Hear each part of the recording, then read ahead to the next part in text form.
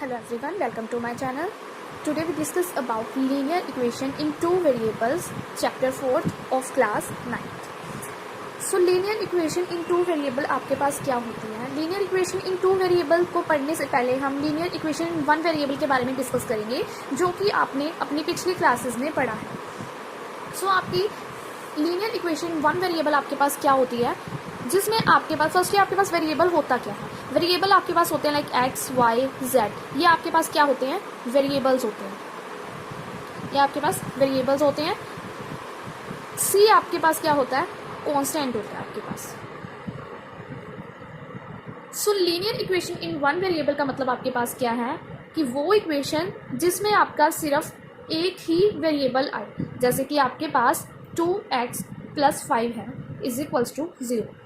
इसमें आपके पास क्या आया? सिर्फ एक ही वेरिएबल आया. तो ये लीनियर इक्वेशन है आपकी वन वेरिएबल की. Linear equation in one variable.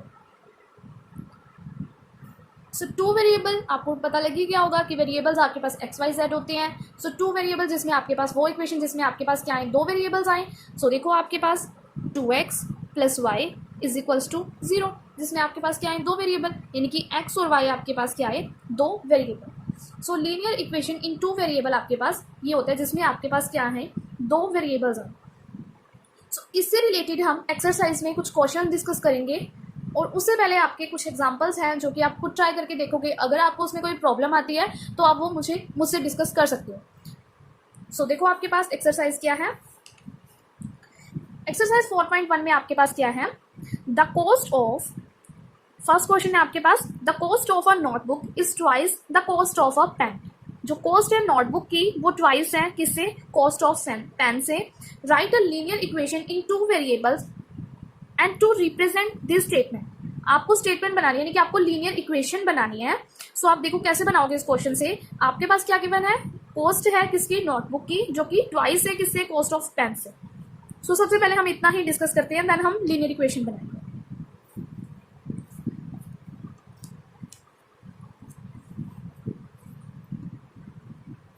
सो देखो आपके पास क्या है? Exercise 4.1 question first.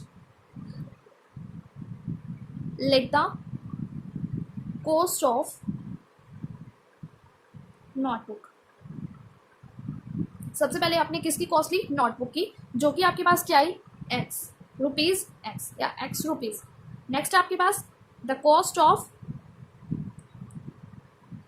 Pen. Cost of pen आपके पास क्या होगी? Y rupees. आपने लेट किए हैं दोनों कि एक एक्स है और दूसरी आपके पास क्या है? वाई. तो क्वेश्चन में आपको क्या गिवन है कि cost of notebook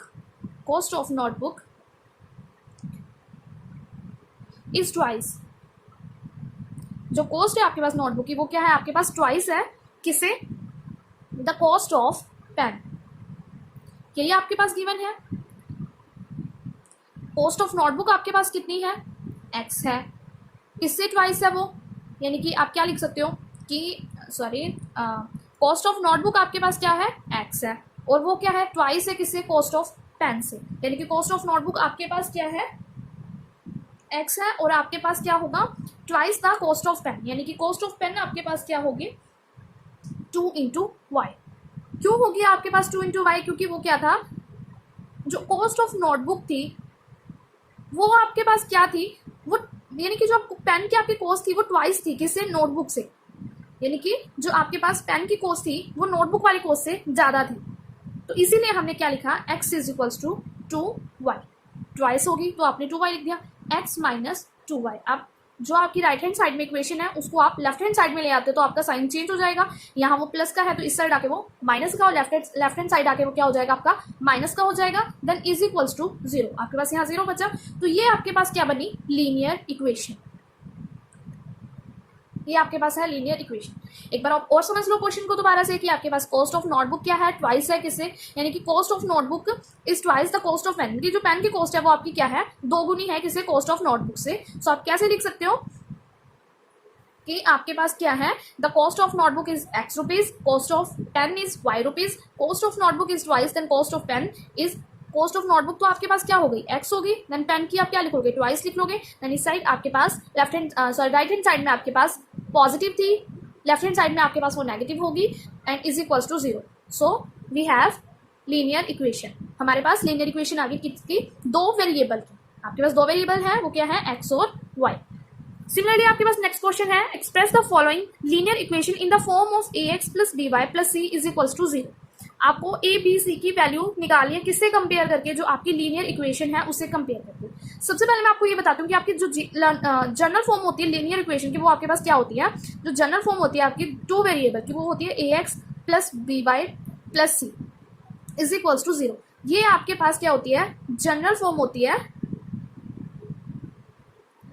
general form of linear equation in two variables. General form होती है आपके पास linear equation in two variable. So next आपके पास क्वेश्चन है 2x प्लस 3y।